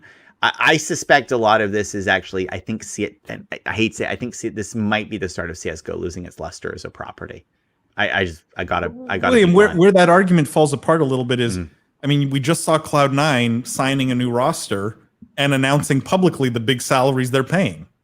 Yep. Right. Yep. So could it be could the conclusion actually be the opposite of the one you came to, which is CS:GO is healthier than ever? 100 Thieves just can't keep burning money at the rate they're burning it, and so they're saying, well, we got to get out of something. And now that it's public what some of the guys on Cloud9 are making, I'm sure there's pressure coming from all sides, right? Players are going, wait a second, player XYZ I know now is making $500,000 a year. Why am I not worth $500,000 a year? Which is another reason why announcing salaries publicly is a very interesting strategic decision that we probably don't give enough credit to, analyzing. But yeah, no, yet completely common in traditional sports. Yes, true as well. There's salary transparency completely. But I also think that's maybe something you don't need to carry over to esports, although probably there's arguments about it. But anyway, but going to this, your explanation makes two. So one explanation is 100 Thieves is in trouble. They can't afford to compete in CS:GO anymore. Bye. Right. That is one. My reading is 100 Thieves is a great brand. They've really done a nice job of. It is a good brand. Fun of me for? No. The brand's on point. I think. Yeah, they've done a nice job of the business. Mm-hmm. they've done a really nice job of building up, their operations, and they've been historically very well funded. I can't believe they couldn't secure the financing to keep CS:GO going. If, as you said, CS:GO is really the belle at the ball still, right? Like, can you I just tell me a world where it is the most popular game, and your investors are backing all sorts of other stuff, but they're not willing to back your investment in the most popular title. Like that to me doesn't pass muster. I think this is a night. What are you going to say if you're 100 Thieves and you think CS goes on the downswing? You're not going to say to all those CS:GO fans, hey, it's on the downswing, but you're going to have to announce a roster step back at some point. And I think partly why C9 announces those dollars, right? Why that is C9 is anchored to CS:GO through their Crossfire activations and not Crossfire. Is it what's it called? Flashpoint. No. Yeah. Through their Flashpoint activations and things in a way that other businesses aren't. They have to double down, right? So I prefer my explanation, but yeah, there are many that are valid here, and we're reading a lot into it. What do you think, Lindsay? I mean, we've talked about this a little bit before, but I don't really know that I understand why they haven't taken the full dive into just being a content type producing organization. Yeah. We just continuously see things kind of going wrong with their pro teams. And I believe it was Nadeshot who put up an impassioned video not that long ago about an apology video. Yeah, how disappointed he was in their performances and stuff. And, I found that to be, I guess, very inspiring or connecting with fans, but I still don't think I understand if they're trying to be an entertainment and a fashion and a pop culture brand, or if they're trying to be a professional gaming outlet where people actually develop and go to play and get better. I don't think that this clarifies that any. They didn't buy into League, and he made a video about that. Mm-hmm. They backed out of CS:GO. He makes a video about that. Mm-hmm. They lose everything they're participating in. He makes a video about that. I mean, you're sort of seeing a trend of, we don't really know how to do esports, so maybe we should back out of esports. Well, you're really seeing, and where the Cash App compound makes a ton of sense, and where you see compounds ultra effective, is content production, right? So I think actually the story here is 100 Thieves is morphed into a content branded company. Nadeshot's a pro gamer who desperately wants to keep it in pro gaming, but the reality is the business has moved in a different direction now. And I wish they would dive more into that and just accept that that's what they are, and kind of go the ninja approach and get their people on reality shows and become Instagram stars and all that stuff. I don't know why all that stuff Lindsay knows about reality shows, Instagram stars. What is the speak on their business decisions? Jean-Paul would call it reality. I don't know why people didn't appreciate my take, guys, which was, I thought, quite to the point, which was, and I congratulated them. I said, nice to see innovation alive and well at 100 Thieves. Nadeshot building a money-losing org that has no teams. Congrats to all their investors who are now in the local real estate and hoodie business. I mean, is this not 100% accurate? Because they're real estate guys and they're hoodie guys, and the esports stuff can take a hike, basically. I mean, Paul, you wonder why you get in Twitter wars and you post that. No. But so some of the backlash I got, just to be clear, was like, and this is where I think there's just dangerous misinformation in the industry. Like, they go, apparel is probably the most profitable part of their business. Calling their org money losing is quite the stretch. See, this is where I think people don't understand. Their apparel business could be profitable. It for sure is generating lots of revenue. That has zero.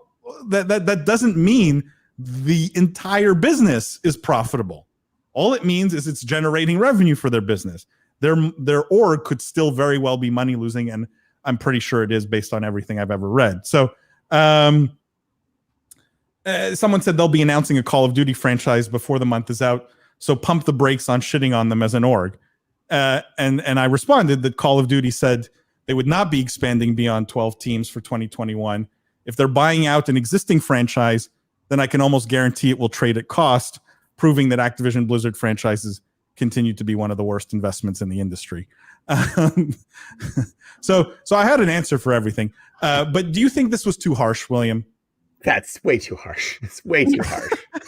I mean, I know why you do it, Paul, because you like to give hot takes, and I appreciate you greatly for that. But it's way too harsh. Right? But it does highlight, it does kind of highlight the risk of being a team and pivoting off your team strategy. Are we not agreeing with Lindsay that fundamentally they're heading towards basically merchant content? That's what I think. I mean, the nicer thing to have said here was congratulations, you're a movie studio, or congratulations, you're a talent agency. I congratulated their investors who have a great local real estate play, the Cash App compound, and a hoodie business. See, those are great things. I agree. No, but you're purposefully characterizing their business in a way that is, but it goes to the risk of they were set up to be competitive. They're not being that competitive. That's a problem, and they need to find other things to do. And the mystery to me is why they didn't hack it as a competitive team, because they had DNA with Nadeshot that should have made it work, I think. But who knows? And clearly it's painful for Nadeshot. But I guess now, can I make the 99 Thieves joke? Is it fine? Is it? Are we allowed to make that? Go ahead. That now they're. What's the joke? That was the joke, that now they're 99 Thieves because they love CS:GO. Is that? All right, I'm so sorry. It's like 94 Thieves, or I don't know. It depends how big the team is. I mean, that's right. Cam says new merch being sold every couple of months. Big compound, no teams. Well, they'll fill it with people who wear the merch and take pictures and video and stuff like that. I figure. Real ploy though. People make money off of that. Sink in, go for it. Yeah, they're a bit half pregnant here, right? I think that's part of the problem. That's sort of the point I'm trying to make, is you're pivoting off a strategy, and generally you don't just cut a pillar of your strategy, you need to replace it with something else. So if they were content, merch, competition, that competition's got to become something else. I don't think they can function as an org and just content merch. I think they have to be adding a pillar to replace it, Sorry, I read Cam's comment. Saying, I saw that too. Cam says, "Hit him with the crickets." The moment has passed, Cam, but I can assure you, William will make other bad jokes. Cam, that was a great joke. Paul didn't hit the crickets because he thought it was clever and well timed. Chris says CS:GO is soccer, Valorant the American football. North America needs its own esports identity. Yeah, that's an interesting take. Mm-hmm. I don't know if Riot would appreciate that take though. I feel I think see themselves as much more of a global, player, unlike the Activision Blizzard leagues that I think see themselves more North American. Martin says that tweet, how have you not burned more bridges, Paul? There was nothing wrong with the tweet. It was congratulatory. So I was being nice. FaZe Clan is the new MTV. Sorry, 100 Thieves. What do you guys make of that? That maybe FaZe got there before them, pivoted more completely. Well, it is true that the more they pivot away from, this is what I mean, the more they pivot away from competition, the more they're just FaZe Clan, right? This is the risk of I think they were competitively differentiated as FaZe Clan plus competition, right? Now they're sort of looking like FaZe Clan and even FaZe Clan has Atlanta FaZe, come on, right? So, but again, guys, let's be, it's easy to criticize. They built a fantastic team and a big empire and a great brand. They built a great brand. I think this is a killer brand.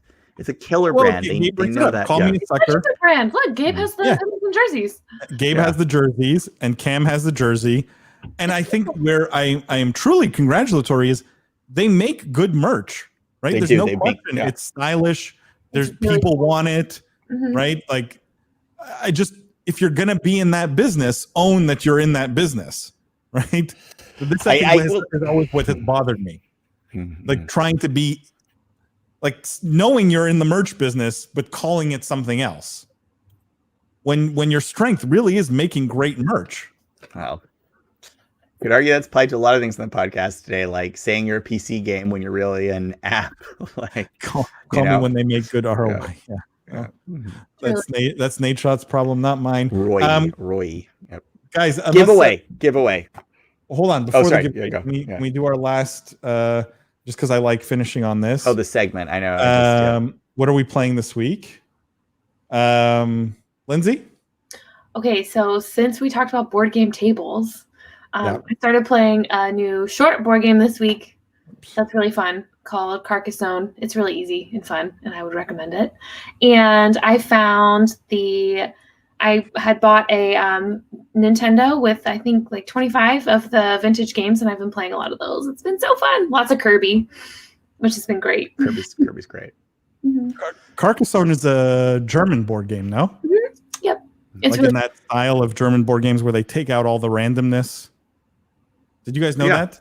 There's an entire category of board games where there's no element of chance or luck, essentially. Yep. That's the philosophy behind them. And the most prestigious word you can win in board gaming is the Spiel des Jahres, the game of the year from the German games convention. Really fun. Why are you laughing at me? I love that you know that. I love that.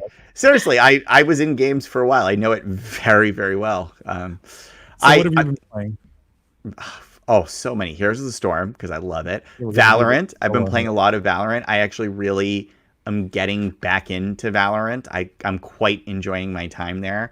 Odin is stupid OP and needs to get a nerf, but it's been fun. And still playing artsy Death Stranding and like worshiping Hideo Kojima from afar. Those are my titles this week. You still haven't finished it? Paul, I work so much. Like I don't know what to tell you, but like it's been like 2 months. Yeah, and it's gonna be like it. Look, I finish on the single player games. I will finish them. Like it's like I'll like, but like it takes me like 6 months. I remember there was a time when I'd be like, I need a new game to play. Now it's like, please stop launching. Like I literally have a little plan I've made for myself called getting ready for Cyberpunk, which is like what I have to do and how I have to pull up my time to be prepared to play Cyberpunk when it. If our production says, if the elite team would have been better, I would have bought a hoodie. Well, you still would have bought a hoodie. So it speaks of Gabe. Destiny 2. I'm surprised, Gabe. That's interesting choice. EFR been buzzing on Phasmophobia with Cam, listening to the podcast because of his recommendation. Cam, you're a superstar. Thank you, EFR, for showing up as well. Chris, Lynx 2003 here in Vegas, like actual Lynx 2003. I think he means the bar game, right? I think you mean the bar game, right, Chris? Well, Lynx was like the original like golf game on the PC, the original golf game in the bars. Yeah. No, on the PC. I used to play it on PC. Lynx. Oh, yeah, cool. But have you tried PGA? I think it's 2K1 or whatever they're calling it. No. I've heard it's good. I watched some streamers play it. Yeah, games are often good. The original PC game. I told you. Oh, that's pretty cool. Martin says Smash Bros. Steve from Minecraft joined as DLC. Interesting crossover. I didn't think Nintendo would do anything with Microsoft in that sense. Apparently, they were forced. There's some oh, really? Yeah, there are some rumors that it wasn't a marriage of convenience. Vegas said a lot of Phasmophobia. I'm straight. Phasmophobia. It's like again the flavor of the day. Do either of you watch Video Game Donkey? He's funny on YouTube. No. I like watch his game reviews. He's hilarious. Right before this, I was watching him play Phasmophobia. It's very funny. Is he terrified? Like, is that the humor? Oh yeah, and he tries to pretend he's not, and it's a good time. Vegas says I'm strangely addicted. Done VR a few times too, but that's an experience I never want again. I saw XQC play Phasmophobia on VR and it just made him sick. So I'm not even going to try it. Phasmo, and have really been practicing my F1 skills. The streamers make it look easy. Actually, what I did get this week was Oculus Quest 2. And so I'm curious to try it to see just how far we've come untethered. Vegas says, I also just finished up To the Moon and One Shot. Both pretty much made me tear up. I have no idea what those games are. William, do you know? They're indie games. They're indie games. They're very good. Yeah. Really good, yeah. Donkey is hilarious. He's so funny. And EFR says, I saw the video he released on it today. That's the one I watched too. It was very funny. Okay, we're gonna do this giveaway. So you guys know it's a Final Mouse Cape Town. Can't get these anymore. They were a limited drop, super awesome esports, like hardcore gaming mouse. If you want, I can sign just the box. I can sign the mouse itself. I can sign the pads. I can sign none of it if you just want to win it and resell it. I don't care. That was honest. No, it's true. If you win it, it's yours to do what you want.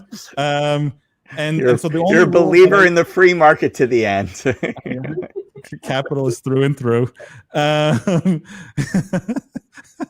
I think I got everyone who signed up. It should have all happened automatically. Then again, it's a script I wrote, so the chance that it happened perfectly is also maybe a little low. I was going to say 101% according to the script. And the only requirement I had that I published, that I put both on Twitter and on LinkedIn, is that you had to be here when we give it away, which I specifically said was going to be at the end of the live stream. So I'm gonna run this random sort of generator that's going to pick one name from everyone who shared and liked the giveaway comment, and I will announce it in a second. So here we go. Actually, we need a drum roll. Drum roll. We have the technology. Actually, I don't have a drum roll. So unfortunately, it's going to be until we get a name. I can tell my cicadas to be louder if you want. Yeah, did you filter those things out? I was pretty impressed. Oh my God, I'm not making this up. Yeah, I swear to God, I'm not making this up. I kind of want to share my screen to prove that I'm not making this up. Was your who won? Hold on. Jean-Pierre. I will tell you. And the winner is okay. Mm-hmm. The winner is. I'm gonna share this screen here. You can't make this Cinderella stories. You can't make them up. You know. It's Jean-Pierre. The winner is Cam. Oh my God! And so if Cam is here, you win the Final Mouse, Cam, my friend. Cam, don't tell me you left right at the finish. If you're not here, bunch of people in the chat are saying I am here. And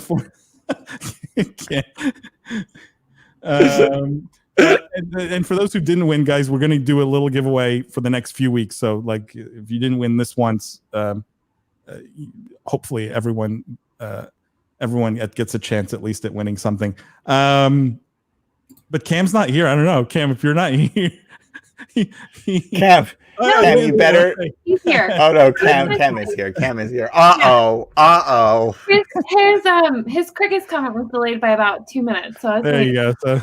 Yeah. Cam, I'm so upset because Jean-Pierre had entered many times, so you took it. Yeah. So Cam, you know how to message me. Message me after the live stream. We'll figure out how to send this to you, and you'll let me know if you want me to sign this or anything. Okay. So again, guys, come back next week. We're gonna do another giveaway next week, and I want to make sure, as much as possible, we can get something to all of the most ardent fans of this live stream and this podcast. Would be my great wish. Guys, anything else before we wrap up this week? Anything I missed? Watch the Heroes of the Storm draft this weekend. That's what I like. No, it's awesome. It's always a pleasure. I love being here.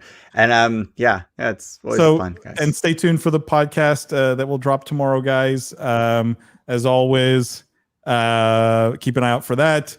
Tell your friends about the live stream, about the podcast. We really appreciate it. It's how it continues to grow. I find these live streams are getting more and more fun as more and more of you are in here. And I just genuinely love interacting with all of you. It just makes this so much more interesting. And I know I'll speak for William and Lindsay. They feel the same exact way. And so thank you for tuning in. Again, stay tuned tomorrow for the podcast. Every Wednesday for the live stream, 8:30 p.m. Tell your friends, and we will see you guys next week.